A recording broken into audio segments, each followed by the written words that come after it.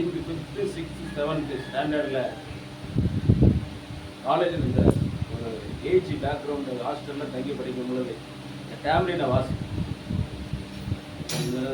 நல்ல தோணும்.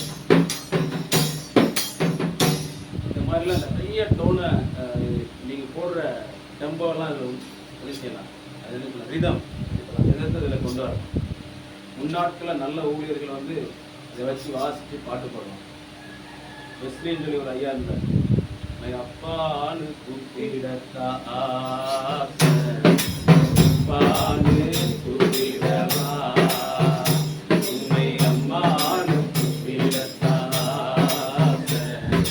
அம்மான்னு கூப்பிடவா உண்மை அப்பான்னு கூப்பிடுவே உண்மை அம்மான்னு கூப்பிடுவே உண்மை அப்பான்னு கூப்பிடுவே உண்மை அம்மான்னு கூப்பிடுவே உண்மை அப்பான்னு கூப்பிடத்தான் ஆசை அம்மான்னு கூப்பிடவா உண்மை அம்மான்னு கூப்பிடத்தான் ஆசை அம்மான்னு கூப்பிடவா.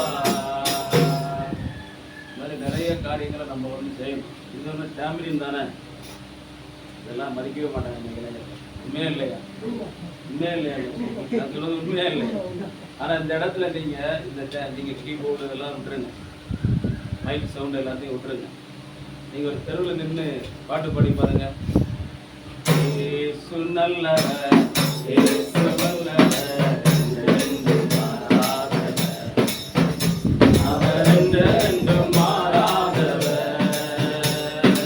ஏசு நல்லவர், ஏசு நல்லவர், என்றென்றும் மாறாதவர், அவர் என்றென்றும் மாறாதவர். இதுக்கு இந்த பாட்டு இருக்கிறதுக்கு ஆர்வம் ஏன் தெரியுமா? என்ன காரணம் சொல்லுங்க? Very practical. என்ன காரணம்? நீங்க கையில பிரயாசப்பட்டு இந்த டியூன் எடுக்கணும். ஆனா கீபோர்டு அப்படி கிடையாது. கீபோர்டு எல்லாத்துக்குமே செட் பண்ணிருக்கு. தபலா வாசிக்கிறவங்க ரொம்ப கஷ்டம். அப்ப என்னன்னா, நான் ஏன் காரணம் சொல்லணும்னா, நீங்க சின்ன இந்த இதை வச்சு நானே சில காரியங்களை பண்ணியிருக்கேன். ஆனால் இதை வாசிக்கிறதுக்கு இளைஞர்கள் யாரும் வரமாட்டாங்க இல்லையா? ஏன் நான் சொல்றேன்னா, ஏன் இதை சொல்லியிருக்கிறேன்னா, ஆண்டவர் நமக்கு கொடுத்திருக்கிற அநேக ஆசீர்வாதங்கள் நமக்கு தெரிய மாட்டேங்குது. வேதத்திலேயே ஆண்டவர் படைத்திருக்கிற, ஆண்டவர் நமக்கு கொடுத்திருக்கிற ஆசீர்வாதங்களை உணர்ந்த ஒரே மனிதன் யாரு? ஆவி. தன் கண்ணை குறித்து, தன் சிந்தனையை குறித்து, தன் இருதயத்தை குறித்து, தன் சரீரத்தை குறித்து, உள் அவயங்களை குறித்து, எலும்புகளை குறித்து சொல்றார். அவர்கள் உருவேற்படும் நாட்களும் உடைய புத்தகத்திலே எழுதப்பட்டிருக்கிறார். ஆனால் இந்த உலக ஐஸ்வர்யத்தின் மேல ஒரு நம்பிக்கை வைத்து நம்ம என்ன செஞ்சிட்டோம்? ரொம்ப சோர்ந்து. இது எப்படி இருக்கும்? யாரா இருந்தாலும் இப்பவுமே பார்த்தீங்கன்னா, இன்ட்ரோடக்ஷனுக்காக சொல்லி நான் சொல்றேன். இந்த தம்பி இருக்கிறாங்க ஸ்டீவ், இவருக்கு ஐபோன் தெரியும். இவருக்கு காரை பார்த்தீங்கன்னா இட்டாலி பிராண்ட் லம்போகினியா, அந்த கார் எனக்கே தெரியாது. அப்படி ஒரு கார் இருக்கிறே தெரியாது. எல்லாமே இந்த ஃபுட்பால் பிளேயர் ரொனால்டினோ இவங்களெல்லாம் பார்க்குறான். நம்ம பார்க்கும் பொழுது மேலே பார்க்கக்கூடிய அளவு இப்படிலாம் பார்க்கறது இல்லை. இப்படி பார்க்கக்கூடிய அளவுக்கு சூழ்நிலைகள் உருவாயிடுச்சு. நமக்கு ஒரு பந்து வாங்கி கொடுத்து பால் வாங்கி கேட்டால் இந்த பிளாஸ்டிக் பாலை வாங்கி கொடுப்பாங்க. பார்த்துருக்கீங்களா? சின்ன பிள்ளைங்க. ஆமாம், பேட்டு வாங்கி கொடுத்தா அந்த பிளாஸ்டிக் பேட்டை வாங்கி கொடுப்பாங்க. இன்னைக்கு அவனுக்கு ஃபுட்பால், வாலிபால் இப்பவுமே, ஏன்னா அட்வான்ஸ்ட் ஆகிட்டான். அப்போ இந்த மாதிரி உள்ள வளர்ச்சியில ரொம்ப கவனமா இருக்கும். கிறிஸ்தவத்தினுடைய வளர்ச்சி எங்கன்னா அஸ்திபாரம். நீங்க நடந்து போனீங்கன்னா ஆண்டவர் சைக்கிளை கொடுப்பார். நீங்க சைக்கிள்ல உண்மையா போனீங்கன்னா ஆண்டவர் மொபெட்டை கொடுப்பார். முகட்டை உண்மையா போனீங்கன்னா ஆண்டவர் பைக்கை கொடுப்பார். பைக்ல உண்மையா போனீங்க அப்படின்னா உங்களுக்கு கார் கொடுப்பார். இது நேரா டியூப்ல, அது என்ன வண்டி டியூப் தானே, அதுல போறதுனாலதான் ஆக்சிடென்ட் ஆகுது. நீங்க சைக்கிள்ல போய் கஷ்டப்பட்டு மொபைல்ல போய் அது டிவிஎஸ் 50ல ஸ்டார்ட் பண்ணும்போது தஞ்சாவூர் பைபாஸ்ல, தஞ்சாவூர் ரோட்ல திருவரும்பூருங்கிற ஒரு ஊர்ல ஏஜி சர்ச் பாஸ்டர் ரோட கிராஸ் பண்றார். ஹீரோ பட்சி வச்சிருக்காரு, வில்லியம் அப்படிங்கிற ஒரு பாஸ்டர். அப்பெல்லாம் பாஸ்டர்ஸ் மாதிரி வச்சிருக்கிற வண்டியெல்லாம் உங்களுக்கு பார்த்துருப்பீங்க. புது வண்டியை வச்சிருக்கிறது ரொம்ப அபூர்வம். அவ்வளவு கஷ்டப்பட்டார். இந்த பாஸ்டர் திருக்கிக்கிட்டே இருந்தவர் பஸ் ஸ்பீடா வருது, பைபாஸ் நல்லா போய் திருக்கிட்டார். வண்டி போய் பஸ் முன்னாடி ஸ்பாட் ஆகும். அதெல்லாம் கஷ்டப்பட்டு டயரு ஏதோ ஊழியர்கள் சைக்கிளில் போகும்போது டயர் பஞ்சராகி சீப்பு வெளியே வந்து, நான் சொன்னது புரியுதா? இதெல்லாம் கஷ்டப்பட்டு ஊழியர்கள் தான். அதெல்லாம் அந்த கஷ்டத்தை அனுபவிச்சு காரில் போகிறோம் அப்படின்னா அந்த காரை தொடச்சி எல்லாம் மற்றவங்க நமக்கு ப்ரமோஷன் கொடுப்பாங்க. நான் பொதுவாக பேசுகிறேன். ஆனால் ஆண்டவன் நமக்கு ப்ரமோஷன் தரணும் அப்படின்னா, சின்ன வயசுல இது செஞ்சையா, சின்ன வயசுல நீ பாய் போட்டையா, ஊழியனா மாறணும், 4 பேர் கனப்படுத்தணும் அப்படின்னா நீங்க சின்ன வயசுல இது செஞ்சீங்கன்னா. ஒருவேளை மனைவி செய்யாம வந்திருப்பாங்க, கணவனுடைய ஆசீர்வாதம் அந்த மனைவிக்கு கிடைச்சிடும். ஒருவேளை மனைவி கணவன் செய்யாம வந்திருப்பாரு, ஆனா அந்த மனைவியினுடைய ஆசீர்வாதம் கிடைக்கும். அதுவே ஆனால் இது இல்லாம அது இல்லை. வேதம் அதுதான் சொல்லுகிறது. அதனால சத்தியம் அது ஏன் சொல்லுகிறது என்று சொன்னால், வேதத்துல நம்ம வாசிக்கிறோம் 1 தீமோத்தேயு 4ஆம் அதிகாரம் அதுல 12ஆம் வசனத்துல வாசிக்கின்ற பொழுது 2008 ஆகஸ்ட் 15 நான் இந்த வார்த்தையை முன்னிட்டு ஒரு இடத்துல செய்தி கொடுக்க ஆண்டவர் உதவி செய்தார். உன் இளமையை குறித்து ஒருவனும் உன்னை அசட்டை பண்ணாதபடிக்கு நீ வார்த்தையிலும் நடக்கையிலும் அன்பிலும் ஆவியிலும் விசுவாசத்திலும் கற்பிலும் விசுவாசிகளுக்கு மாதிரியாயிரு என்று சொல்றார். அல்லேலூயா. நல்ல பிதாவே, எங்களை மூடி செபிக்கலாம். எங்களோடு கூட இந்த வார்த்தையை முன்னிட்டு பேசும்படியாக நாங்கள் செபிக்கிறோம். இந்த நிமிடம் இருக்கிறதான சின்ன பிள்ளைங்களுக்காக, வாலிபர்களுக்காக கரங்களை உயர்த்தி சொல்லுங்க. ஆண்டவரே, இவர்களை நீங்க ஆசீர்வதிங்க. உங்களுடைய கரங்களில் அவர்களை நாங்கள் ஒப்பு கொடுக்கிறோம். அப்பா, பிள்ளைகள் ஜெபம் பண்ணுங்க. ஆண்டவரே, எங்களுடைய கரங்களில் ஒப்பு கொடுக்கிறோம். எங்களுடைய வீட்டு நிலைமைகளை பார்க்கிறீங்க, எங்களை நீங்க பார்க்கிறீங்கப்பா. என்னுடைய இளமை எங்களோட ஒருவரால் மசட்டை பண்ணக்கூடாது. ஆண்டவரே, ஸ்தோத்திரிக்கிற ராஜா. ஆண்டவரே, இந்த வார்த்தையை முன்னிட்டு எங்களோடு கூட பேசுவீராக. சட்டைகளை மாற்ற போறதற்காக இயேசு கிறிஸ்துவின் மூலமாய் செபிக்கிறோம்.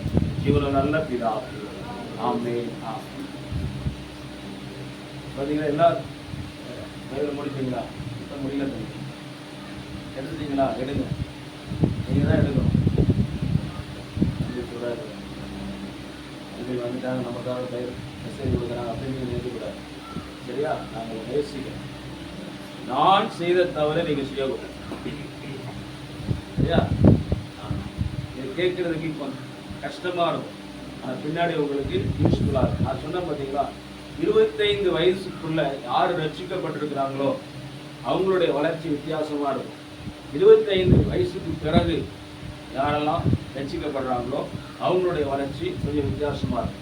இப்போ நீங்கெல்லாம் பார்த்தீங்கன்னா, தம்பி 2 பேருமே 4 பேரும் எடுத்துக்கல, 4 பேரும் ஒரு வீட்டுக்குள்ள தானே.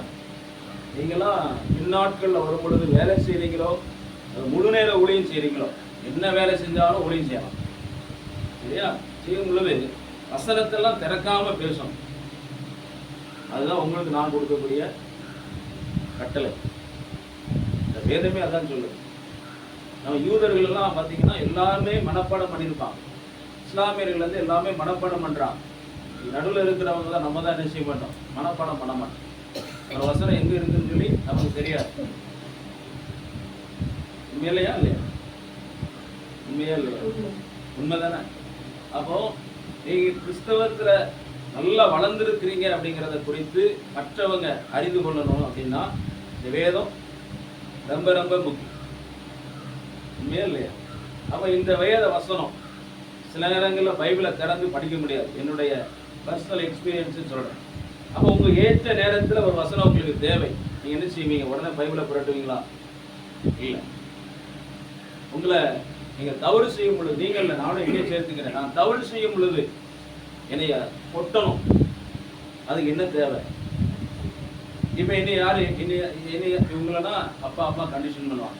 அது ஸ்டீவ 3 வாரத்துக்கு முன்னாடி நல்லா அடி வாங்கணும் என்கிட்ட, 2 பேரும் முழங்கால். இப்போ நான் அவங்கள அடிச்சு வளர்க்குறேன். இனி ஒரு 10 வருஷத்துக்கு அப்புறம் நான் ஒன்றும் செய்ய முடியாது,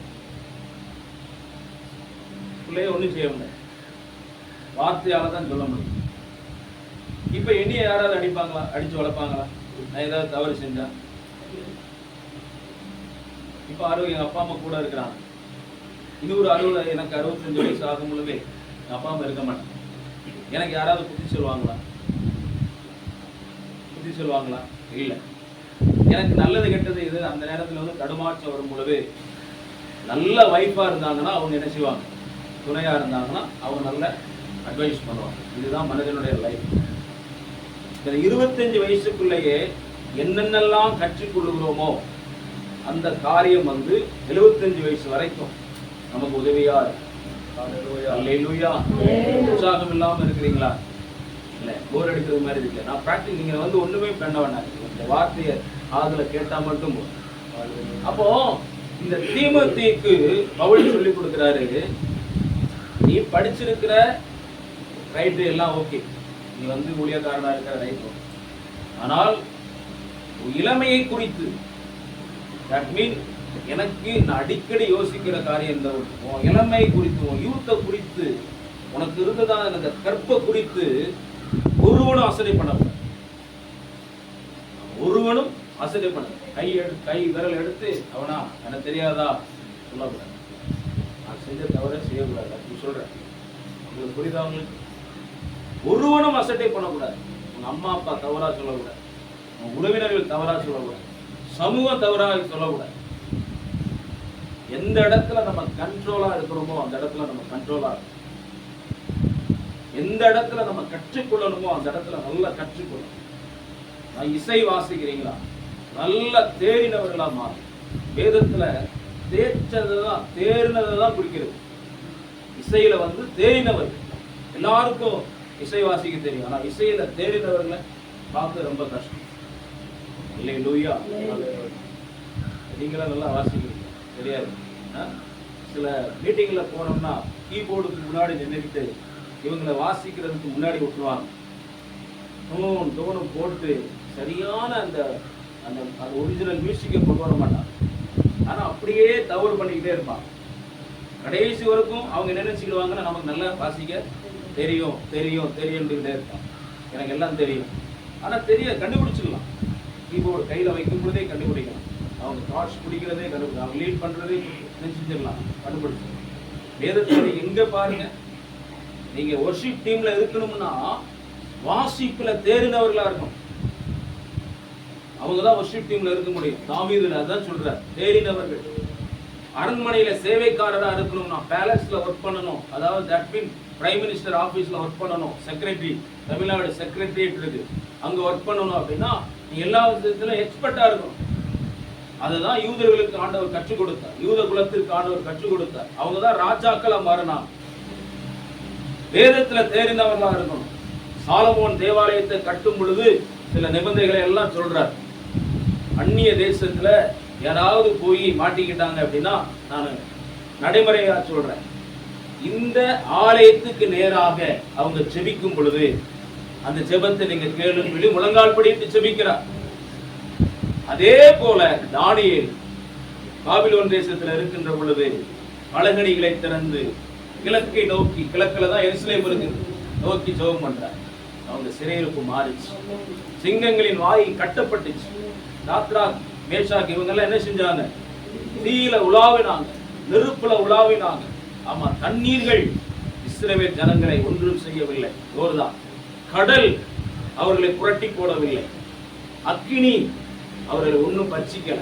அப்படின்னா அக்கினி மாதிரி ஒரு மனுஷன் நமக்கு எதிராக வருவான், தண்ணி மாதிரி ஒரு மனுஷன் நமக்கு எதிராக வருவான், கடல் கொந்தளிக்கிறது மாதிரி ஒரு மனுஷன் எதிராக வருவான். ஆனா கர்த்தர் கைவிடவே மாட்டான். ஓங்கி வளருகிற விருட்சம், இளமையில ஓங்கி வளருகிற விருட்சம் இருந்து 4 மணிக்கு 5 மணிக்கு காலையில் எந்திரிச்சு ஜெபம் பாரு. உங்களுடைய ஜெபம் எப்படி நம்ம பேங்க்ல காசு போட்டு வைக்கிறோமோ, மணி டெபாசிட் பண்றோமோ, அதே மாதிரி உங்களுடைய ஜெப நேரங்கள் பேங்க்ல டெபாசிட் ஆகிக்கிட்டே இருக்கும். ஒருவேளை என்னென்ன காரியங்களுக்கெல்லாம் சொல்லி ஜெபித்திருக்கிறீங்களோ, நீங்க சொன்ன காரியத்தை நீங்க மறந்திருப்பீங்க. பின்னாட்களில என்னென்னலாம் சொல்லியிருக்கிறோமோ அந்த காரியங்களை கர்த்தர் கைகூடி வர பண்ணுவார். அல்லேலூயா சொல்லுங்களேன். அல்லேலூயா. சொல்லும் பொழுது தீமோத்தேயுவுக்கு தான் பிள்ளை மாதிரி சொல்றார். இந்த தீமோத்தேயுவை தன்னுடைய ஊழியத்துல கூட்டிட்டு போறார். பவுல் குறிப்பா சொல்றது என்னன்னா, இப்ப நீ வயசான காலத்துல உன்னை யாராவது குறை சொன்னா பரவாயில்ல, அது விட்டுரு. ஆனா உன் இளமையை குறித்து, உன் வாலிப வயதை குறித்து ஒருவனும் உன்னை அசட்டை பண்ணாதபடிக்கு நீ முதல்ல என்னது? வார்த்தையிலும் வார்த்தை பார்த்துக்க. வார்த்தை மறுபடியும் சொல்றேன், நாங்கள் இங்க இருக்கிற உங்களை காட்டிலும் வயதானவர்களை செஞ்ச தவறுகளை இளமைகள் செய்யக்கூடாது, சீவி செய்யக்கூடாது, அருமையான தம்பி செய்யக்கூடாது, பிள்ளை செய்யக்கூடாது. அதுதான் வார்த்தை. வார்த்தை நீங்க படிச்சிருக்கிறீங்க, நம்ம படிச்சிருக்கிறோம் அப்படிங்கறத குறித்து நம்ம கிட்ட ஒரு ஆளு தெரிஞ்சுக்கிடணும் அப்படின்னா எதுல தெரிஞ்சுக்கிடுவாங்க? வார்த்தையில தெரிஞ்சுக்கிறாங்க. வேர்ட். தேவன் அப்படிங்கிறத எதை வச்சு நம்ம அறிந்து கொள்றோம்? ஆண்டவர் இருக்கிறார் என்கிறதை எதை வைத்து அறிந்திருக்கிறோம்? வார்த்தையினால. ஆதியிலே வார்த்தை இருந்தது, அந்த வார்த்தை தேவனிடத்தில் இருந்தது, அந்த வார்த்தை தேவனா இருந்தது. வார்த்தை. அப்ப வார்த்தை எவ்வளவு நிறைவேறி இருக்கிறது, எப்படி நடைமுறையில இந்த வார்த்தை உபயோகப்படுத்தப்படுகிறது, இது அடிப்படையில தான் தேவன் இருக்கிறார். அல்லேலூயா. வார்த்தை. இரண்டாவது நடக்கை. ஆமா, இது ஆங்கிலத்துல உங்களுக்கு கான்டாக்ட். உங்களுக்கு ஸ்கூல்ல இருந்து ரிலீவ் ஆகும் பொழுது உங்களுக்கு ஒரு கான்டாக்ட் சர்டிபிகேட் கொடுப்பாங்க, நன்னடத்தை சான்றிதழ் கொடுப்பாங்க. இதெல்லாம் சாதாரணமான வார்த்தை போல இருக்கும். ஆனா நீங்க அநேக நேரத்துல நான் இதை தியானிச்சிருக்கேன். இளமையில ஏதாவது ஒரு காரியத்தை குறித்து, திருட்டு வழக்கிலையோ பெண் விஷயத்திலேயோ ஏதாவது ஒரு விதத்துல நம்மளை குறித்து குறை சாட்டக்கூடாது, குற்றம் சாட்டக்கூடாது அப்படிங்கிறதுக்காக இந்த வேத வசனத்தை தீமோத்தேயுவுக்கு பவுல் சொல்லுகிறார். மூன்றாவது அன்பிலும். நம்ம அன்பில் மாமா வராங்க, மாமா எப்படி இருக்கிறீங்க, அன்பா பேசுறது. அந்த வழக்கம் உறவினர்கள்ட்ட காட்டக்கூடிய அன்பு பாசங்கள் எல்லாமே இந்த அன்புல வரும். ஏன் கல்யாணத்துல எல்லாத்துக்கும் கார்டு கொடுக்குறாங்க? முன்னாடி பாத்தீங்கன்னா யாருக்குமே சொல்லாம இருக்க மாட்டாங்க, எல்லாருக்கும் சொல்லுவாங்க. கிராமப்புற வாழ்க்கை அப்புறம் நகர்ப்புற வாழ்க்கையெல்லாம் ஒரு சிம்பிளா ஒரு 100 பேருக்கு போதும் அப்படின்னு சொல்லி முடிச்சுவாங்க. ஏன் இந்த நம்ம கலாச்சாரம் உலகத்திலேயே சிறந்த கலாச்சாரம், குறிப்பாக தமிழ் கலாச்சாரம். ஏன் அதை எல்லாத்தையும் கூட்டுறாங்க? நாளைக்கு இந்த பெற்றோர்களுடைய காலம் முடியும் பொழுது இந்த பிள்ளைகளுக்கு நல்ல அறிமுகமானவர்கள் இருக்க வேண்டும். அவங்களுக்கு அறிமுகமானவர்கள் இருக்கணும். நீங்க வீடு கட்டுவீங்க, பிளம்பரை தேடி போய் அலையக்கூடாது, பத்தினாரை தேடிக்கிட்டே இருக்கக்கூடாது. தெரியும், உங்களை எங்க அப்பா காலத்துல இருந்து அவரை தெரியும், பார்த்துருக்கீங்களா? ஆமா, ஒரு எலக்ட்ரிஷியனை தேடிக்கிட்டே இருக்கக்கூடாது. அப்போ உங்களுடைய செலவு அதிகமாகும், ஏமாத்துவான். அப்ப இதனாலதான் ஒரு ஊர்ல ஒரு இடத்துல குடியிருக்கிறோம், நம்ம ஒரு திருமணங்கள் வைக்கும் போது எல்லாத்தையும் கூப்பிட்டு அறிமுகப்படுத்துறோம். இவங்க இன்னார் கணவன் மனைவி ஆயிட்டாங்க, இவங்க இவங்களுடைய பிள்ளைகள் இவங்க. அப்பதான் ஒரு அன்பு உருவாகும். உங்களுக்கு 4 பேர் நீங்க போய் நடந்து போனீங்கன்னா 2 பேர் உங்களை கூப்பிட்டு பேசக்கூடிய அளவுக்கு மாறுவீங்க. நான் பிராக்டிக்கலா சொல்றேன்னா இல்லையா, நடைமுறையை சொல்றேன்னா இல்லையா? சரியா? இதனாலதான் அதனாலதான் வேதம் சொல்லுகிறது, உன்னுடைய தகப்பனுடைய ஃப்ரெண்டை நினைவு செய்யாத, மறந்துடாத. அன்னைக்கு யார் நீங்களாம் தம்பி ஊழியர் கூட்டத்துக்கெல்லாம் வரும்பொழுது பாஸ்டருக்கு அப்பாவுக்கு யாரெல்லாம் தொடர்புல இருக்கிறாங்களோ, பழக்கம் இருக்கிறாங்களோ, அவங்க எல்லாம் நீங்க படையிக்கணும். உங்களுக்கு ஒரு 150, உங்க திருமணத்துல எல்லாம் ஒரு 200 பாஸ்டர்ஸ் இருக்கணும். 100 பாஸ்டர்ஸ் இருக்கணும். அப்படிதானே? நான் சொல்றது உண்மையா போய் எல்லாரும் நீங்க எல்லாருமே தான் ஊழியக்காரர்கள். அது இருக்கிறது ரொம்ப ஆசீர்வாதம். அப்ப அதுதான் அந்த அன்புல நடைமுறையா நம்ம அதை செயல்படுத்தி பார்க்கணும். அப்படின்னா அந்த அன்பு இதுலதான் இருக்குது. யாரையுமே பகைக்க கூடாது. அவங்க சின்ன வேலை செய்யறவங்களோ, பெரிய வேலை செய்யறாங்களோ, சின்ன உதவி செஞ்சாங்களோ, எல்லாத்துலயும் வசனம் இருக்கு. நீங்க எனக்கு அவங்க உதவி செய்யல, இவங்க உதவி செய்யல, இனி அவங்க கரம் தூக்கி விடல, அவங்க ஒரு டம்ளர் தண்ணி தந்தாங்களா, அது போதும். அவங்க ஒரு டம்ளர் தண்ணி தந்தாங்களா, அவங்களை நம்ம தவிர நான் அடிக்கடி யோசிச்சு பார்ப்பேன்.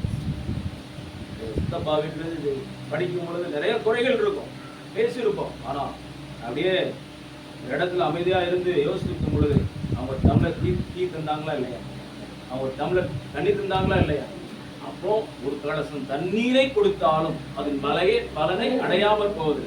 எனக்கு கோடியா பணம் தரல, அது தெரியல, என்ன தந்திருக்கிறாங்க, அட்லீஸ்ட் என்ன தந்திருக்கிறாங்க, அட்லீஸ்ட் வீட்டுக்கு வாங்க உட்காருங்கன்னு கூட சொன்னாங்களா, அங்க இருந்துதான் நம்ம ஆரம்பிக்கணும். அல்லேலூயா. அதுதான் பெரிய விஷயம். இது என்னையே நான் மாற்றிக்கொள்வேன் சில நேரங்கள். ஆவியில ஸ்பிரிச்சுவல், இது ஒரு கோணத்துல இந்த அதிகாரத்தை, இந்த வசனத்தை போதகர்களுக்கு சொல்லலாம், சரியா?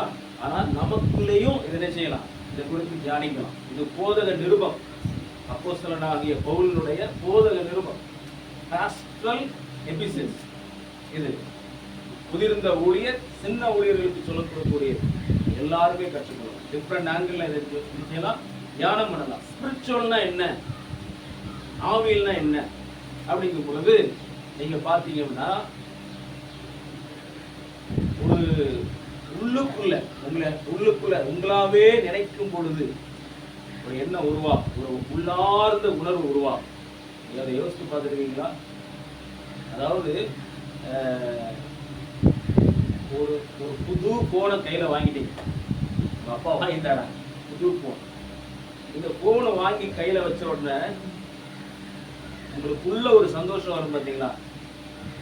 அப்போ கண்ணு மாறும், முகம் மாறும், அம்மாவை பிடிச்சு கட்டி பிடிப்பீங்க, முத்தம் கொடுப்பீங்க, அப்பாவை பிடிச்சு கட்டி பிடிப்பீங்க. இந்த ஸ்பிரிச்சுவல் நான் சொல்றேன், உங்களுக்கு புரிய முடியாது சொல்றேன், இந்த உள்ளுக்குள்ள ஒரு மாற்றத்தை நீங்க வர்ணிக்கவே முடியாது. கரெக்டா? யாருக்கிட்டையுமே சொல்ல முடியாது. இந்த மாதிரி காரியங்கள் எல்லாமே ஸ்பிரிச்சுவல் சம்பந்தப்பட்ட உள்ளிருந்து மாறக்கூடிய காரியங்களை யாருக்கிட்டையுமே சொல்ல முடியாது. ஒரு அன்பு, நீங்க சில நேரங்கள்ல அன்பு காட்ட முடியாது. நீங்க ஒரு சாக்லேட் கொடுத்தா கூட அந்த அன்பு வெளிப்படுத்தப்படுகிறது. ஒருவேளை அந்த அன்பு அவங்க மற்றவங்க புரியாம இருக்கலாம், ஆனா அந்த அன்பு சாக்லேட் வாயிலாக வெளிப்படுத்தப்படுகிறது. இந்த மாதிரி ஸ்பிரிச்சுவல் காரியங்கள், இதுதான் ஸ்பிரிச்சுவல். எதையே இந்த இடத்துல கூடுகிறோம், ஆவிக்குரிய, அந்த ஆவிக்குரிய வாழ்க்கை, ஆவிக்குரிய காரியங்கள்லாம் சொல்லும் பொழுது நிறைய பேர் வெவ்வேறு விதத்துல புரிந்து கொள்வாங்க. அப்படி கிடையாது. நீங்க இந்த இடத்துல இருக்கிறது ஸ்பிரிச்சுவல் லைஃப். தேவன் ஆவியாக இருக்கிறார், அவரை ஆவியோடும் உண்மையோடும் நம்ம தொழுது கொள்கிறோம், ஆராதிக்கிறோம். அப்ப இந்த ஆராதிக்கிற பொழுது உங்களுக்கு நமக்கு கிடைக்கிற நன்மை என்ன? நம்ம நன்மை என்னன்னா, உள்ளுக்குள்ள ஒரு மாற்றம். அந்த உள்ளுக்குள்ள ஒரு மாற்றங்கிறது ஈஸியா வெளியில டக்குன்னு தெரியாது. புரியுதா? நீங்க இன்னைக்கு வசனத்தை கேட்கிறீங்க, இது இப்ப தெரியாது, இது உங்களை அறியாம உள்ளுக்குள்ள போய்கிட்டே இருக்குது. ஒரு நாள் வரும் பொழுது இதெல்லாம் வெளிப்படும். எதால வெளிப்படும்? உங்க வாழ்க்கையினுடைய அழகுல வெளிப்படும், உங்க வீட்டுல வெளிப்படும், உங்க பிள்ளைகள் கிட்ட வெளிப்படும், உங்க குடும்பத்துக்கிட்ட வெளிப்படும். ஏன்னா இந்த ஸ்பிரிச்சுவல் லைஃப்ங்கிறது யாரும் சொல்லி கொடுத்து மாறுறது அல்ல, தன்னைக்கிட்டயே ஒரு மாற்றம். தாங்கிட்டே ஒரு மாற்றம் வரும். அல்லேலூயா. படிக்க மாறும். ஒருவேளை ஏதோ ஒரு சின்ன ஸ்கூல்ல படிச்சிருப்போம், அட்ரஸே தெரியாத காலேஜில் படிச்சிருப்போம். ஆக்ஸ்போர்ட், கேம்பிரிட்ஜ், ட்ரினிட்டி எல்லாம் இல்லை, அட்ரஸே தெரியும். காலேஜ் எங்கே இருக்குப்பா அப்படிமா, நான் படித்த பைபிள் காலேஜ் எங்கே இருக்குமா, ஒரு சின்ன இடத்துல ஒரு பாஸ்டர் நடத்திக்கிட்டு இருந்தார். ஆமாம், பாஸ்டர் சி எபனேசர். ஹார்வெஸ்ட் பெரிய பேர் வச்சிருக்காரு, ஹார்வெஸ்ட் இன்டர்நேஷனல் பைபிள் காலேஜ். நாங்கள் ஒரு 4-5 பேர் படிப்போம். ஆனால் கிளாஸ் வந்து நல்லா இங்கிலீஷில் இருப்பாங்க. சயாக்ஸுங்கிற ஒரு பெங்களூர் இன்ஸ்டிடியூட் இருக்கு, நீங்கள் கேள்விப்பட்டிருக்கீங்க. சயாக்ஸ் SABC, சதர் ஏசியா பைபிள் காலேஜ். இங்கே படித்து வந்து நல்ல ஸ்காலர்ஸ் கிளாஸ் எடுப்பாங்க. ஆனால் கட்டடத்தை பார்த்தீங்கன்னா சிறுமையாக இருக்கும், சில நேரங்களில் புரிஞ்சு போகிறது மாதிரி இருக்கும். அந்த இடங்கள்ல இருந்து படிக்க ஆண்டவர் உதவி செய்யும். அதனால எப்படினாலும் பைபிளை டீச் பண்ணாங்க, எப்படினாலும் பிரசங்கம் பண்ணாங்க. யாருடைய பிரசங்கத்தையும் கவனிக்கலாம். பிரசங்கம் கணவன் தெரிஞ்சிருக்கணும், அமைதியா இருந்து கவனிக்கவும் தெரிஞ்சிருக்கணும். பெரிய பெரிய ஊழியர்களுக்குள்ள இருந்து ஊழியம் செய்ய தெரிஞ்சிருக்கும். இதெல்லாம் எங்க இருந்து வருது? ஒரு சின்ன கூரையின் கீழே, சின்ன கூரையின் கீழே நம்ம எந்த இடத்துல இருந்து செய்யறோம் முக்கியது இல்லை, எப்படி செய்யறோம். எந்த இடத்துல இருந்து செய்கிறோம், எந்த இடத்துல இருந்து படிக்கிறோங்கிறது முக்கியம் அல்ல, எந்த வீட்டுல பிறந்திருக்கிறோங்கிறது முக்கியம் அல்ல, நம்ம எப்படி உருவாகிறோம். அல்லேலூயா. உனக்கு இருக்கிற கொஞ்சம் பலத்தோட, எனக்கு இதுதான் இருந்துச்சு, நாங்க இருக்கும் பொழுது, இளைஞரா இருக்கும் பொழுது ஒரு வெறாந்தாவில தான் இருந்தீங்க அப்படிதான் சொல்லுவீங்க இல்லையா? நாங்க ஒரு 25 பேர் வருவாங்க, எங்க மாமா பாஸ்டா இருந்தாங்க. நீங்க ஊழியக்காரங்களா மாறினீங்கன்னா, ஒரு வேஞ்சலிஸ்டா மாறினீங்கன்னா, இன்னைக்கு 20,000 பேருக்கு நீங்க பிரசங்கம் பண்றீங்க. இல்ல ஆண்டவர் உலக பிரகாரமா ஆசீர்வதிக்கிறாருன்னா, இன்னைக்கு கம்பெனி ஓனரா இருக்கிறீங்க, அங்க கீழே 2,000 பேர் வேலை பார்க்குறாங்க. எப்படினாலும் ஆண்டவர் மாற்ற முடியும். ஆனா இந்த அனுபவம் இல்லாமல் அந்த அனுபவத்துக்கு போக முடியாது. அதுதான் அனுபவம். எனக்கு அது இல்லை இது இல்லை சொல்லிட்டு முறுமுறுத்துட்டு போனா கானான் தேசத்துக்குள்ள போக முடியாது. வழியில தான் சாகணும், அவங்க பிள்ளைங்க தான் போவாங்க. அதுக்குன்னு ஆண்டவர் உபாகமத்தை எழுதி வச்சார். ஸ்டெப் பை ஸ்டெப் ஒரு வேலையிலேயே சரி, 20 வருஷம் ஒரு வேலையவே செஞ்சுக்கிட்டு இருக்கோம். நம்ம தான் எக்ஸ்பர்ட் ஆக முடியும். சில டவுன் பஸ் எல்லாம் சில இடத்துல தூங்கிக்கிட்டே ஓட்டுவாங்க டிரைவர்ஸ், சில லாரி எல்லாம் தூங்கிட்டே ஓட்டுவாங்க. ஆனா அவங்க அறியாம அந்த அனுபவம் அப்படியே போயிட்டே இருக்கும், அவங்களுக்கு தெரியும், அப்படியே போயிட்டே இருப்பாங்க. இது நமக்குள்ள பாடம். இதெல்லாம் சைக்காலஜிக்கல் அப்ரோச். நான் ஏதாவது ஃபீல்டு ரிப்போர்ட்டை உங்களுக்கு நான் சொல்றேன், இளமையெல்லாம் எப்படி இருப்பாங்க சரியா? அதுக்காக பாருங்க, விசுவாசத்திலும் சொல்லும் பொழுது நத்திங் பட் விசுவாசம்னா, இத நீங்க தியாலஜி பெர்ஸ்பெக்டிவ்ல பாத்தீங்கன்னா அது வேற சரியா? வேதத்துல சில ஆழமான காரியங்களை சொல்லப்பட்டிருக்கிற காரணம் வேற. இப்போ நம்ம தியானிக்கிற காரியம் என்னன்னா, நெகட்டிவ், எனக்கு இது கிடைக்காது, நான் இதை போக மாட்டேன், எனக்கு லைஃப் எல்லாம் அமையாது, இதெல்லாம் வச்சு நம்ம தூக்கி எரிஞ்சுக்கிட்டே இருக்கோம். நான் மறுபடியும் சொல்றேன், நான் செய்த தவறை நீங்கள் செய்யக்கூடாது, நாங்கள் செய்த தவறை நீங்கள் செய்யக்கூடாது. எல்லாமே நடக்கும், எல்லாமே நல்லா நடக்கும், எல்லாம் நல்லதாகவே நடக்கும். இந்த எண்ணம் வந்து நீங்க சின்ன வயசுல இருந்தே நமக்குள்ள உள்ள போய்கிட்டே இருக்கும். யோசேப்போட கர்த்தர் இருந்தார், அவன் என்னவா மாறினான்? காரிய சித்தி உள்ளவனாய் மாறினான். சரியா? காரிய சித்தி உள்ளவன் அப்படின்னா என்னென்ன காரியங்கள் எல்லாம் சித்தி பெற்றுச்சு அப்படின்னா, அவன் ஒரு ஒர்க் பண்றான்னா அது என்ன செய்யும்? ஒரு ரிசல்ட்டோட இருக்கு. சரியா? நீங்க ஒரு வேலையை செய்றீங்கன்னா அதுக்கு ஒரு ரிசல்ட் இருக்கு, அதுதான் சித்தி பெறுதல், ப்ராஸ்பரிட்டி. ஓகேவா? அதுல நீங்க யோசேப்பை குறித்து பார்க்கின்ற பொழுது எப்படி காரிய சித்தி உள்ளவன்னா, இந்த கடைசி அதிகாரத்துல நீங்க ஆதியாகமத்துல வாசிக்க வேண்டாம், நம்ம டைம் ஆயிரும். நீங்க கடைசி அதிகாரத்துல வாசிக்கின்ற பொழுது, நீங்க எனக்கு குளியல் தூக்கி போட்டீங்க, இவ்வளவு தூரம் எனக்கு தீமை செஞ்சீங்கிறத குறித்து விசனப்பட வேண்டாம், இப்பொழுது நடந்து வருகிறபடியே கர்த்தர் எல்லாவற்றையும் நன்மைக்காக செய்தார் அப்படின்னு சொல்லுவார். அல்லேலூயா சொல்லுங்க, அல்லேலூயா. எல்லாவற்றையும் என்ன செய்வார்? நன்மைக்காக ஆண்டவர் செய்வார். நான் பாயில உட்கார்ந்தது நல்லது, நான் போய் நடந்து சர்ச்சுக்கு போனது நல்லது, நான் உட்கார்ந்து பிரசங்கத்தை கேட்டது நல்லது, நான் பைபிள் படிச்சது நல்லது. இடையூறுகள் பிரச்சனைகள் எல்லாம் வரும், கர்த்தர் எல்லாவற்றையும் நன்மைக்காக மாற்றுவார். முடிந்தால் அந்த வசனத்தை வாசிங்க. நீங்கள் எனக்கு தீமை செய்ய நினைத்தீர்கள், நீங்கள் எனக்கு தீமை செய்ய நினைத்தீர்கள், தேவனோ இப்பொழுது நடந்து வருகிறபடியே, இப்பொழுது நடந்து, நல்ல பாருங்க, நடந்து வருகிறபடியே வெகு ஜனங்களை உயிரோட காக்கும்படிக்கு அதை நன்மையாக முடிய பண்ணினார். வேத வசனத்துக்குள்ள எவ்வளவு இருக்கு பாத்தீங்க. இப்பொழுது நடந்து வருகிறபடியே இதை செய், இந்த நேரத்துல இதை செய், கர்த்தர் எல்லாவற்றையும் நன்மையாக மாற்றுவார். அல்லேலூயா. அடுத்து பாருங்க, விசுவாசத்திலும் கற்பிலும் தான் ரொம்ப ரொம்ப முக்கியம். ரொம்ப ரொம்ப ரொம்ப முக்கியம். நம்ம எந்த இடத்துல இருக்கணும், நம்ம என்ன பேசணும், ஆப்போசிட் ஜெண்டர் கிட்ட நம்ம எப்படி பழகணும், எல்லாவற்றையும் அடக்கியதுதான் கற்பு. அல்லேலூயா. ஆமா, நான் வந்து எனக்குள்ளே நான் சொல்றேன், சரியா, எனக்கே இந்த காரியங்களை சொல்றேன். யோசேப்புக்கு கிஃப்டா அந்த பொண்ணை கொடுத்தாங்க. யோசேப்புக்கு பொண்ணு என்ன செஞ்சாங்க, கிஃப்டா கொடுத்தாங்க. யோசேப்பு அந்த யோசேப்பு வந்து ட்ரை பண்ணவே இல்லை. அதுதான் வேதம். அப்போ அந்த இடத்திற்கு, ஒரு திருமண இடத்திற்கு, பெண்ணா இருந்தாலும் சரி ஆணா இருந்தாலும் சரி, அந்த நாள் வரைக்கும் இந்த கற்பு பாதுகாக்கப்பட வேண்டும். அல்லேலூயா, அல்லேலூயா. ஆமா, தவறு இருந்தால் கர்த்தர் தான் அதை சரிப்படுத்தும். அப்போ நம்ம ஆப்போசிட் ஜெண்டர் கிட்ட பழகுறது, பேசுறதுல ரொம்ப கவனமா இருக்கும்படி மறைமுகமாக தீமோத்தேயுவுக்கு பவுல் சொல்லிக் கொடுக்கிறார். அல்லேலூயா. சோர்ந்து போயிட்டீங்களா? அல்லேலூயா. கொஞ்சம் இருங்க. எனக்கு இந்த நேரத்தை ஆண்டவர் கொடுத்திருக்கிறார். நான் ஆத்மார்த்தமாக நான் பேசி ஒரு சில காரியங்களை உங்களுக்காக சொல்லிட்டு போம். அதுதான் என்னுடைய வாஞ்சை. நான் ஏற்கனவே ப்ரிப்பேர் பண்ணிட்டு வந்திருக்கிறேன். நல்ல இந்த வசனமே இங்கே வந்து தான் முன்னாடி உட்காந்து தான் எனக்கு தென்பட்டுச்சு, மனசுக்கு தென்பட்டுச்சு. அல்லேலூயா. நான் வரும்பொழுது ஒரு சங்கீதத்தை வாசிக்க சொல்லி கேட்டுட்டு வந்தது வேற. இந்த இடத்துல நீங்க எப்பொழுதுமே வார்த்தையிலும் சரி, நீங்க மாத்திர எல்லாருமே வார்த்தையிலும் சரி, நடக்கையிலும் சரி, அன்பிலும் சரி, ஆவியிலும் சரி, விசுவாசத்திலும் சரி, கற்பிலும் சரி, நீங்க யாருக்கு மாதிரியா இருக்கணும்? இந்த விசுவாசிகளுக்கு மாதிரியா இருக்கணுங்கிறது குறிப்பாவே இவங்க 4 பேருக்கு பொருந்தும். ஏன்னா உங்களை நம்பிதான் நாங்க வரோம். அந்த இடத்துல உங்களை நம்பிதான் நாங்க வரோம். உங்க சேர் வந்து ஸ்பெஷல் சேர்.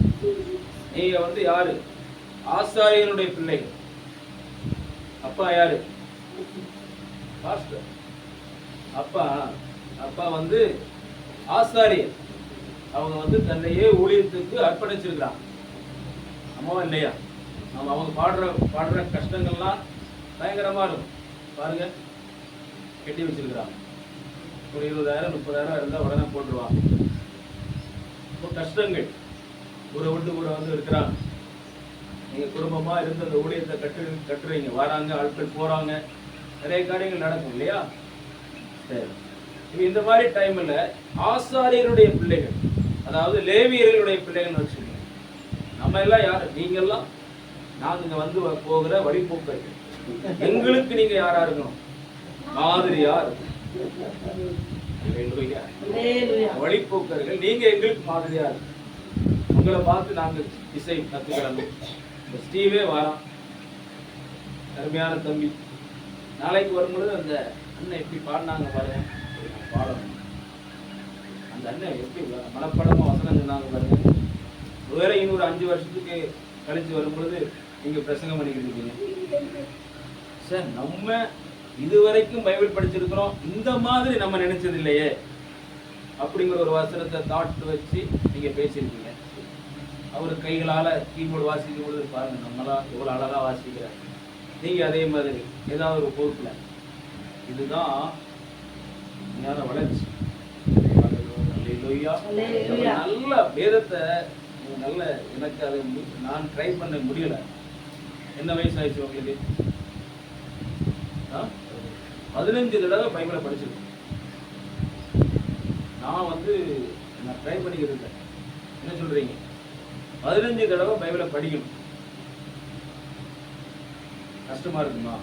சரி, கஷ்டமா இருக்கும், பெரிய கஷ்டம் தான். ஆனா படிக்கணும் அப்படிங்கிறத உள்ள ஃபிக்ஸ் பண்ணுங்க. கர்த்தர் அதற்கேற்ற பலனை கொடுப்பார். ஹல்லேலூயா, ஹல்லேலூயா. நான் பொதுவா சொல்றேன், நான் சின்ன பிள்ளையில இருக்கும் பொழுது 3rd ஸ்டாண்டர்ட் படிக்கும் பொழுது நான் பைபிள் ஸ்டடி அட்டென்ட் பண்ணேன். சரியா? 6th ஸ்டாண்டர்ட் படிக்கும் பொழுது அமெரிக்காவிலிருந்து வந்த டான் பாஸ்ங்கிறதான ஒரு மிஷனரி ஹாஸ்டலோட தங்கி இந்த சின்ன பிள்ளைங்களுக்கு அவர் காலையில் 6 மணிலேருந்து 7 மணி வரைக்கும் பைபிள் ஸ்டடி எடுப்பார். இந்த பிள்ளைங்கள்லாம் 7 மணிக்கு தான் எந்திரிக்கிறாங்க. ஹாஸ்டலில் ஒரு தாத்தா வச்சுருப்பார், எந்திரின்னு கம்பை வச்சு குத்தி விட்டுருக்காரு. இருந்து போய் பண்ணிட்டு ஒரு பைபிள் ஸ்டடியில் உட்காரணும். சர்ச்சுக்கெல்லாம் நடந்து போகும். சரியா? பைபிளை தனியாக இருந்து படிப்பேன். தனியாக உட்காந்து புரியலையோ படிச்சிருக்கேன்.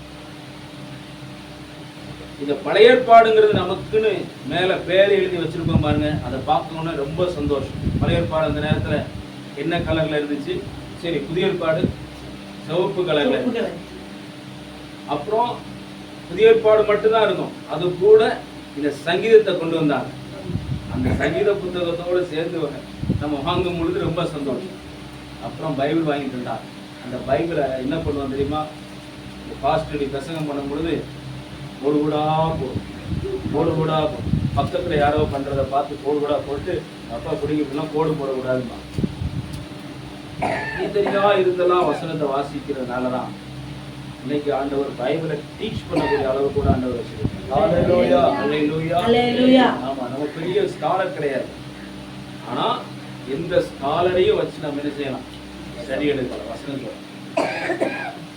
ஏன்னா வேதத்துக்குள்ள வேதம். அப்போ அன்னைக்கு எனக்கு பைபிள் கிடைக்கும் பொழுது நான் படிக்கல, அன்னைக்கு எனக்கு வாய்ப்பு கிடைக்கும் பொழுது நான் பண்ணலை அப்படின்னா ஆண்டவர் நம்மளை பயன்படுத்த மாட்டாங்க. நீங்க 4 விதத்துல யாராவது நல்ல ஒரு பாஸ்டர் ஆயிரும். அப்போ உங்களுக்கு நீங்க ஜெபம் ஒரு சின்ன இடத்துல இருந்து ஜெபம் பண்றீங்க, உங்களுடைய வளர்ச்சி இருக்கு பாத்தீங்களா? இன்னைக்கு இருந்த வளர்ச்சி நாளைக்கு 1 ஏக்கர் இடத்த உங்க கையில கொடுப்பாங்க.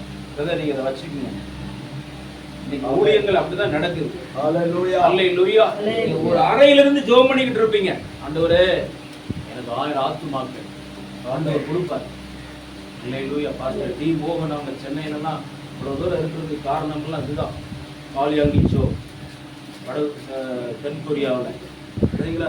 பெங்களூரில் இவர் யார்? கால் தங்கையா போட்ட பெரிய பெரிய ஆட்கள், பல லாங்குவேஜில் சர்வீஸ், இந்த ஆராதனை தமிழில் நீங்கள், இங்கிலீஷில் அவர், தெலுங்கில் அவர், ஹிந்தியில் அவர். நீங்கள் இப்போவே கை கோர்த்து ஜெபம் அல்லேலூயா. இருக்கிற வர்ற எல்லாருமே நீங்கள் தம்பி பொறுப்படுத்தி இந்த கூட்டம் முடிஞ்ச உடனே ஆராதனை எல்லா ஆராதனை முடிஞ்ச உடனே நீங்கள் ஒரு இடத்துல கை கோர்த்து நின்று மனங்கால் படிக்கிச்சோ ஆண்டவர்களை பார்க்கணும். கண்ணீரில் ஆண்டவர் கிடைக்கும். அப்பா அம்மா கஷ்டப்படலாம், அவங்க சின்ன சின்ன தொழில் வச்சுட்டு கஷ்டப்படலாம், அப்பா ஊழியத்தில் கஷ்டப்படலாம். நாள் வரும் பொழுது நீங்கள் எல்லாம் படுற கஷ்டங்கள் எல்லாம் உங்கள் முதலீடாக ஆண்டவர் மாற்றுவார். அல்லேலூயா. முதலீடாக மாற்றுவார் ஆண்டவர். முதலீடாக ஆண்டவர் மாற்றுவார். நீங்கள் போடுற அஸ்திபாரம் நல்லா கருங்கல்ல போட்டு நல்லா இடிச்சு நல்லா சாந்து போட்டு அடைச்சி அதுக்கு மேலே கம்பி போட்டு காங்கிரீட் போட்டு பெல்ட் போட்டு அஸ்திபாரம் கட்டுறது மாதிரி. அல்லேலூயா. எத்தனை மாடினாலும் அதுக்கு மேலே என்ன கட்டலாம் அப்படின்னா எத்தனை பெரிய ஊழியத்தினாலும் ஆண்டவர் உங்க மேல கட்டணும். அல்லேலூயா. எத்தனை சபைகளினாலும் ஆண்டவர் உங்களை கொண்டு என்ன செய்வார்?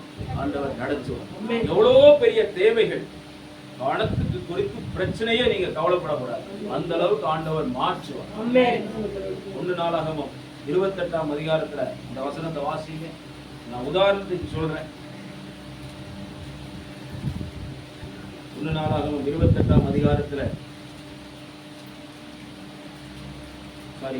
கடைசி அதிகாரம் 29வது அதிகாரத்துல 27வது வசனத்தை பாருங்க. 28 யாரு?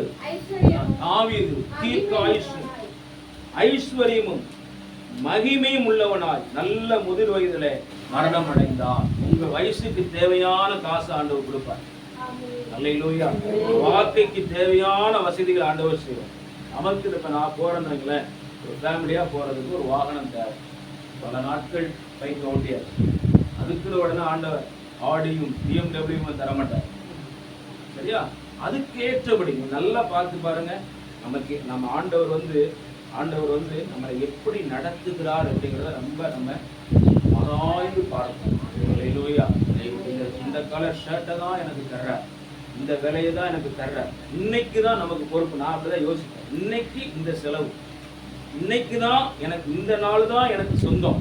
நாளைக்கு அவருடைய காரியங்களில் என்ன செய்யலாம், ஒப்பு கொடுக்கணும். என்னென்னலாம் நமக்கு சம்பவிக்கிறதோ அதெல்லாம் நமக்கு நல்லதுக்காக ஆண்டவர் செஞ்சிருக்கிறாங்கிறத ஏற்றுக்கொண்டா அந்த ஆசீர்வாதம் என்னவா இருக்கும்? தீர்க்காயுசா இருக்கும், ஐஸ்வர்யம் இருக்கும், மகிமை இருக்கும். 3 ஆசீர்வாதத்தையும் தாவீதுக்கு ஆண்டவர் கொடுத்திருக்கிறார். ஒண்ணு தீர்க்க ஆயுசு, 60 வயசுக்கு மேல மாத்திரையா போட்டுக்கிட்டு என்ன நடைபெறமா நம்ம போய்கிட்டு கூட ஆண்டவர் நல்ல பலத்தை கொடுக்கும். சாப்பிட்றத கண்ட்ரோலாக நம்ம சாப்பிட்டுக்கலாம். என்ன சாப்பிடணும் சாப்பிடக்கூடாது, கொஞ்சம் உடல் பயிற்சியெல்லாம் நமக்கு ரொம்ப அவசியமா இருக்கு. அதை நீங்க சின்ன வயசுல இருந்தே என்ன செய்யலாம், சேர்த்துக்கிடலாம். நடக்கிறது எல்லா நேரமும் பைக்கில் தான் போடணும் இல்லை. கடைக்கு அப்பா ஏதாவது ஒன்று வாங்கி கொடுன்னு சொன்னாங்கன்னா இப்பவுமே நம்ம நடந்து பழகிடணும். அல்லேலூயா. அதுவும் நமக்கு தேவைதான். தீர்க்காயுசு. அதுக்கப்புறம் பாருங்க ஐஸ்வர்யம், மகிமை, ஐஸ்வர்யம். என்னென்ன வாழ்க்கைக்கு தேவையோ ஆண்டவர் எல்லாவற்றையும் கொடுக்க வல்லவராக இருக்கும். அப்போ அந்த தீமோத்தேயுக்கு இந்த பவுல் சொன்ன காரியத்தை எல்லாருமே நோட் பண்ணி வச்சுக்கணும். யாரும் நம்மளை வார்த்தையில, நடக்கையில, அன்பில, கற்பில, விசுவாசத்துல யாருமே நம்மளை குற்றம் சாட்டக்கூடாது. இளமையில் குறித்து ஒருவரும் உன்னை அசட்டை பண்ணக்கூடாது. திருமணம் நடக்கும் பொழுது முன்னாடி இருந்து மறைமுகமா யாராவது நம்மளை பேசக்கூடாது, நம்மளை குற்றம் சாட்டக்கூடாது. அந்த சாப வார்த்தைகள் ஏதாவது போய் மணமக்களுடைய காதுகளில் விழுந்துடக்கூடாது அப்படிங்கிறதுக்கு கெட்டி மூலம் கொட்டுறாங்க. சரியா? இந்த வார்த்தையாச்சு நாசமா போ வா போன்ட்டு யாராவது அவங்க சொல்லி, அதனாலதான் பிபிடின்னு எல்லாத்தையும் வார்த்தைகள் இங்கேயே வந்துடக்கூடாதுன்னு அங்கேயே அடைக்கிறாங்க. இங்க அங்க இந்த திருமண மண்டபத்துல நடக்கிற அவங்க போட்டு அடிக்கிற அடியில இங்க இவங்களுக்குள்ள பேச முடியாது, ஓடி போயிடுறாங்க. எல்லாவங்களுக்கு அவ்வளோ காரியங்கள் ஆண்டவர் நமக்கு பைபிள்ல எழுதி கொடுக்கும். அல்லேலூயா. சங்கீதம் 144 ஒரு வசனத்தை மாத்திரம் சொல்லி ஜெபிக்க ஆசைப்படுகிறேன். சங்கீதம் 144 ஒரு வசனம் இருக்கு பாருங்க.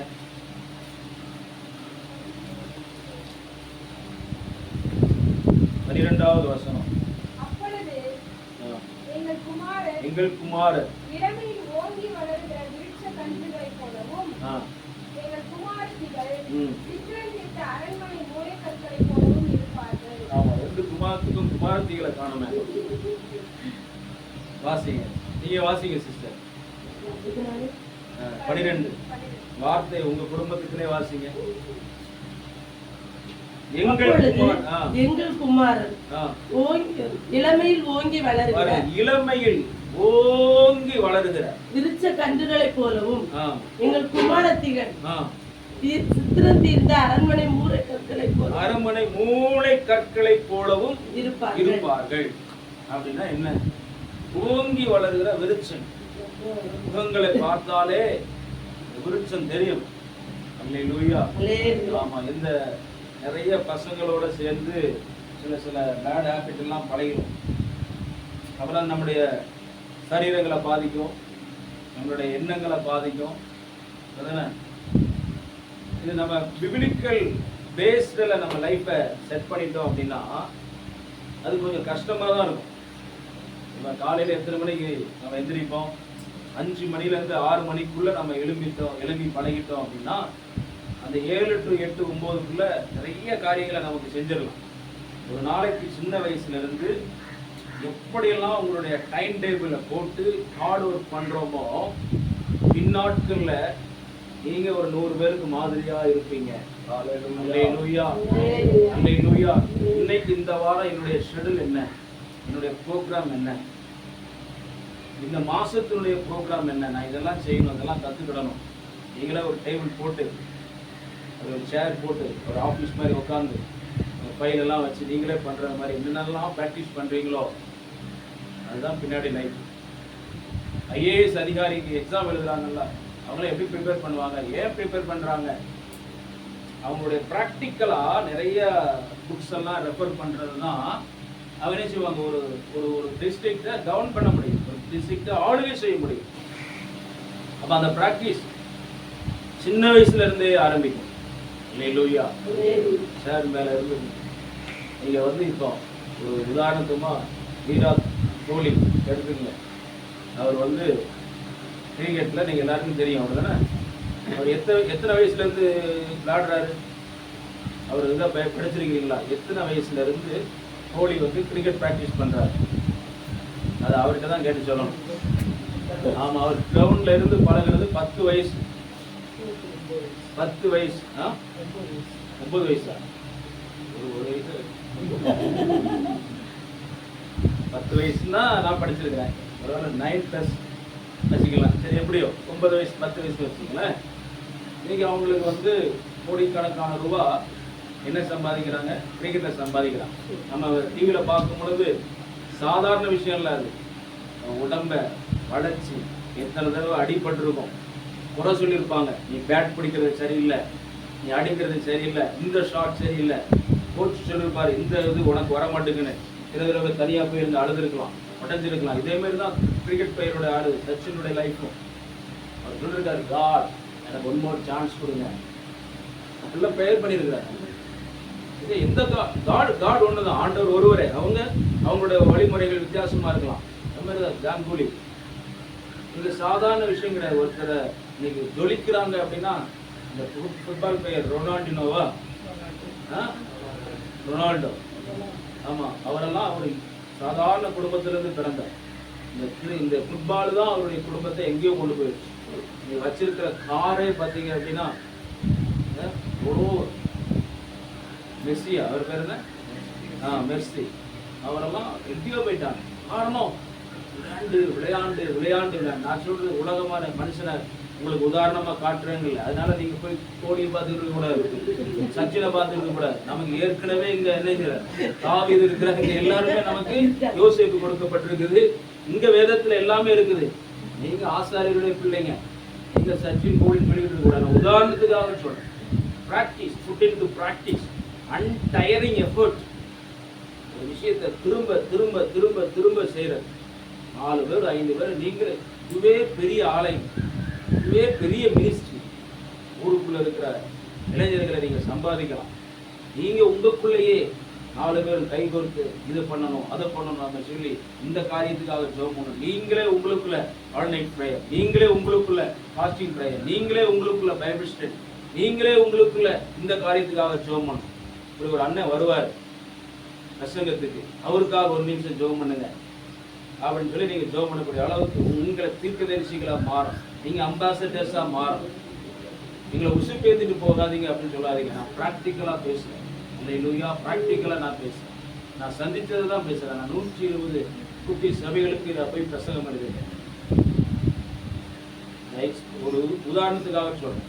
35க்கும் மேற்பட்ட சபைகள் கட்டுவதற்கு உதவியா இருந்திருக்கும். நம்மளை கொண்டு பெரிய காரியங்களை செய்யும். நான் சொல்றது உதாரணம், சின்ன விஷயம் தான், சின்ன பெரிய விஷயங்களா இல்லை, நம்மளை கொண்டு செய்யும். அல்லேலூயா. நீங்க மல்கியாவில் கடைசி வசனத்தை வாசித்து விட்டு நம்ம ஜெபிக்கலாம்.